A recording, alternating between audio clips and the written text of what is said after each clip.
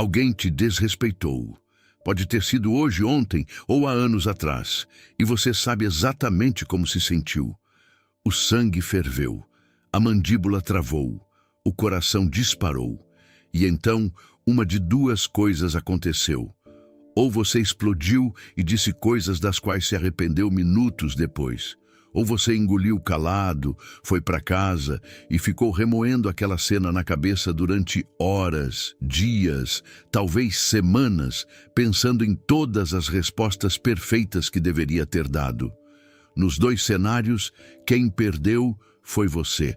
Na explosão, você entregou o controle. No silêncio covarde, você entregou a dignidade. Mas existe um terceiro caminho, um caminho que não é explosão nem submissão. É uma resposta tão poderosa, tão calculada e tão desconcertante que as pessoas que te desrespeitam não vão saber como reagir. E esse caminho foi mapeado há mais de 2000 anos pelos filósofos estoicos. Hoje eu vou te ensinar 7 regras que a maioria das pessoas nunca aprendeu para lidar com o desrespeito de uma forma que te coloca no controle absoluto da situação.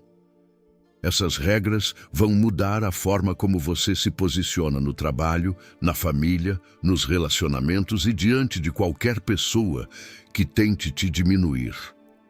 Regra número 1. Entenda que o desrespeito revela o outro, não você.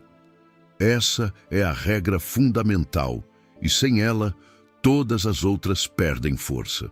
Quando alguém te desrespeita, o instinto natural é se perguntar: o que há de errado comigo? Por que essa pessoa está me tratando assim? Será que eu mereço? Mas os estoicos invertiam essa lógica completamente. Epicteto ensinava que quando alguém te ofende, quem está sendo testado não é você, é a pessoa que ofende. Porque a ofensa diz tudo sobre quem a faz e absolutamente nada sobre quem a recebe. Pense nisso. Quando alguém te xinga no trânsito, isso revela a falta de controle emocional dessa pessoa.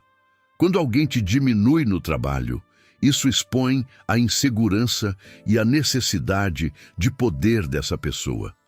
Quando alguém te trata com grosseria, isso mostra a pobreza interior dessa pessoa. O desrespeito é um autorretrato de quem o pratica. E quando você entende isso profundamente, algo muda dentro de você. A ofensa perde o poder. Ela deixa de ser sobre você e passa a ser informação sobre o outro.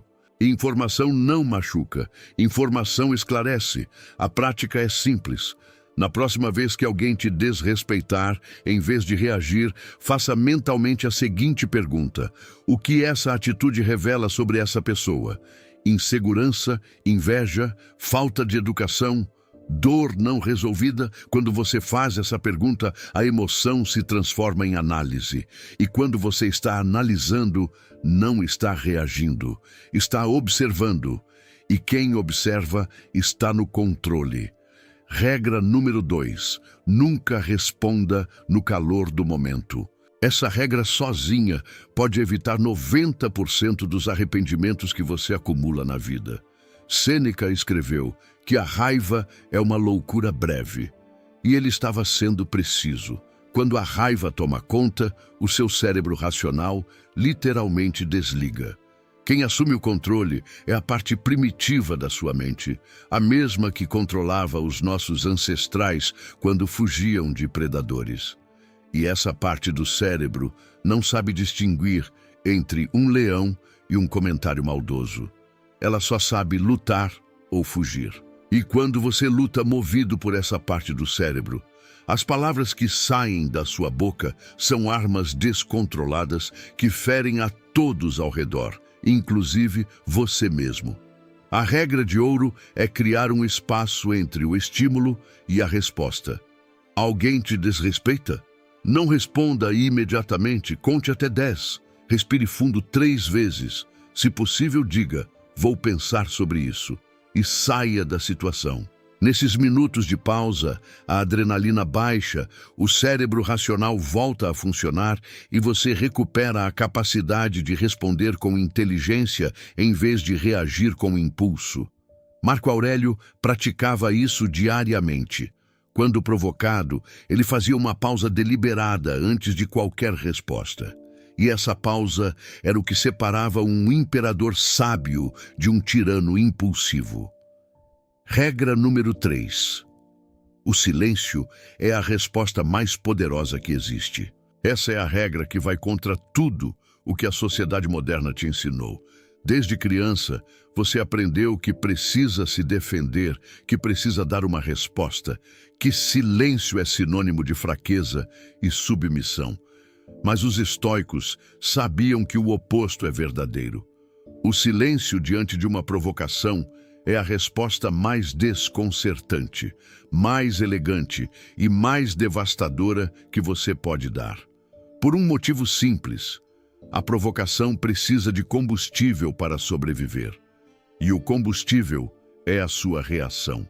Quando você reage, está alimentando o fogo, está dando à pessoa exatamente o que ela quer, a prova de que tem poder sobre você. Mas quando você olha nos olhos da pessoa com calma absoluta, não diz nada e simplesmente segue em frente, a provocação morre ali mesmo. E a pessoa que provocou fica mais perturbada do que você jamais esteve. Porque ela esperava te desestabilizar e encontrou uma parede. Epicteto ensinava que se alguém te relata que outra pessoa falou mal de você, não se defenda.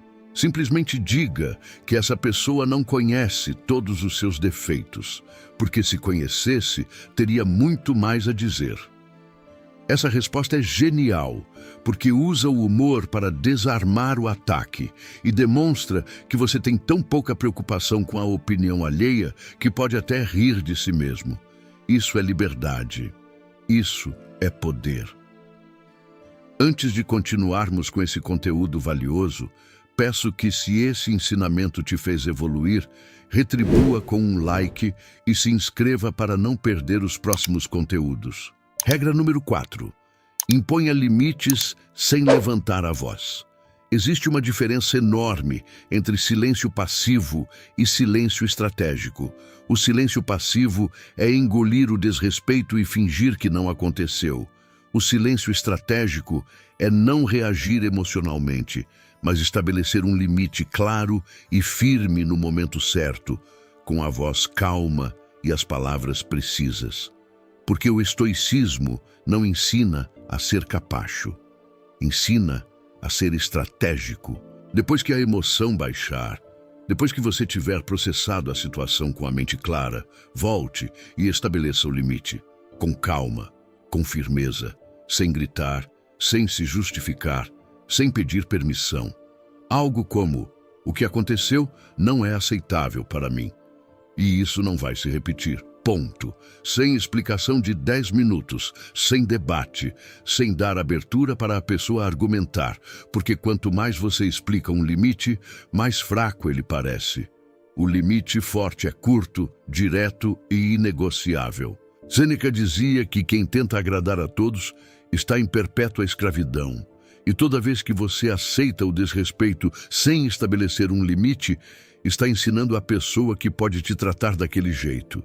Está dizendo sim para algo que deveria ser um não absoluto. E cada sim dado para o desrespeito é uma corrente que te prende mais fundo na posição de quem é passado por cima. Regra número 5. Deixe seus resultados serem a sua resposta. Essa é a vingança estoica. Não é gritar, não é brigar, não é retribuir o desrespeito com mais desrespeito. É simplesmente se tornar tão bom, tão bem-sucedido, tão evoluído, que a pessoa que te desrespeitou não consegue mais ignorar o que você se tornou. Marco Aurélio escreveu que a melhor vingança é não se tornar semelhante ao inimigo. E a forma mais poderosa de não se tornar semelhante é crescer tanto que a comparação se torna impossível. Quando alguém te desrespeita, use isso como combustível. Não como combustível para ódio, mas como combustível para evolução. Canalize toda aquela energia que iria para a raiva e invista-a em você mesmo. No seu corpo, na sua mente, nos seus projetos, nas suas habilidades. E faça isso em silêncio, sem anunciar, sem postar, sem contar para ninguém. Simplesmente trabalhe. E quando os resultados aparecerem, eles vão falar por você com uma voz mais alta do que qualquer grito que você poderia ter dado naquele momento de desrespeito. Regra número 6. Escolha suas batalhas com sabedoria. Nem todo desrespeito merece a sua atenção. E saber diferenciar quais merecem e quais não merecem é uma das habilidades mais valiosas que você pode desenvolver. Marco Aurélio se perguntava frequentemente se determinada situação importaria dali a 5 anos, a 10 anos, à beira da morte. E quando a resposta era não, ele simplesmente deixava passar. Não por fraqueza, por sabedoria, por entender que a energia é um recurso finito e que gastá-la com provocações irrelevantes é desperdiçar munição em alvos que não valem a pena. O comentário maldoso de um desconhecido na rua não merece a sua energia. A alfinetada de um colega inseguro no trabalho provavelmente não merece o seu tempo. A opinião negativa de alguém que não te conhece de verdade definitivamente não merece a sua paz. Guarde a sua energia para as batalhas que realmente importam, para os limites que precisam ser estabelecidos com pessoas que fazem parte da sua vida, para as situações onde o desrespeito é recorrente e sistemático. O estoico não ignora tudo. Ele escolhe com precisão cirúrgica onde investir a sua força. Se você quer aprender a aplicar essas regras no dia a dia com um guia passo a passo e exercícios práticos para cada situação, te convido a fazer parte do Manual do Estoicismo. Lá dentro você vai encontrar tudo o que precisa para se tornar uma pessoa verdadeiramente inabalável, que nenhum desrespeito consegue desestabilizar. Para acessar, basta clicar no link da descrição. Te aguardo lá. Regra número 7. Construa um respeito que não precise ser pedido. Essa é a regra final e a mais importante de todas. Porque o verdadeiro objetivo não é saber reagir ao desrespeito, é se tornar o tipo de pessoa que raramente é desrespeitada em primeiro lugar. Isso não acontece porque as pessoas têm medo de você. Acontece porque as pessoas respeitam quem você é. O respeito que é imposto pelo medo é frágil. Ele existe enquanto existe o medo. Mas o respeito construído pela postura, pela consistência, pela integridade e pela força interior silenciosa é permanente. É o respeito que Marco Aurélio conquistava, não pelo poder imperial, mas pela forma como tratava cada pessoa, desde escravos até senadores, com a mesma dignidade. É o respeito que Epicteto recebia, não pela posição social que não tinha, mas pela sabedoria que emanava de cada palavra. Esse tipo de respeito se constrói com coerência entre o que você diz e o que você faz, com a disciplina de manter a compostura quando todos perdem a cabeça, com a capacidade de estar em silêncio quando todos gritam, com a firmeza de estabelecer limites sem precisar levantar a voz, com a generosidade de tratar bem quem não pode te oferecer nada em troca. Quando você vive assim de forma consistente, o respeito não precisa ser pedido, exigido ou imposto. Ele simplesmente existe. Ele te precede quando você entra em um ambiente e permanece quando você sai. Os estoicos entenderam algo que a maioria das pessoas nunca vai entender. O respeito que vem de fora é reflexo do respeito que existe dentro. Quando você se respeita profundamente, quando conhece o seu valor e vive de acordo com ele, o mundo ao redor se ajusta. Não porque você exige, mas porque a sua presença comunica algo que palavras não conseguem expressar. Agora eu quero que você olhe para essas 7 regras como um sistema completo. A primeira te protege internamente, mudando a forma como você interpreta o desrespeito. A segunda te dá tempo, criando um espaço entre a provocação e a sua resposta. A terceira te dá a arma mais poderosa, o silêncio. A quarta te ensina a impor limites quando necessário. A quinta te dá a melhor vingança, a evolução pessoal. A sexta te dá sabedoria para escolher onde investir energia. E a sétima constrói ao seu redor uma aura de respeito que torna as outras 6 cada vez menos necessárias. Juntas, elas te transformam em alguém que não precisa gritar para ser ouvido, não precisa brigar para ser respeitado e não precisa se explicar para ser compreendido. A transformação não acontece da noite para o dia. Na próxima situação de desrespeito, você provavelmente vai errar. Vai reagir no impulso, vai se arrepender, vai se lembrar desse vídeo e pensar: eu deveria ter feito diferente. Está tudo bem.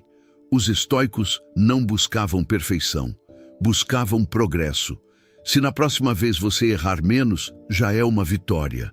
Se na próxima vez a pausa antes da reação for um segundo mais longa, já é evolução.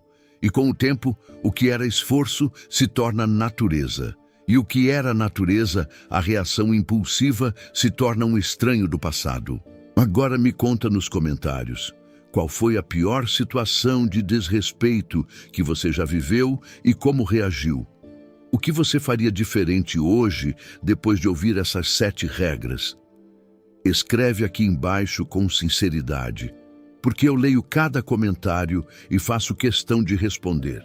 E se esse vídeo te trouxe algum valor, deixa o seu like.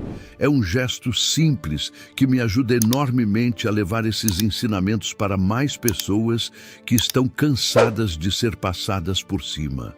Compartilhe com aquela pessoa que você sabe que precisa ouvir isso. Nos vemos no próximo. Continue firme.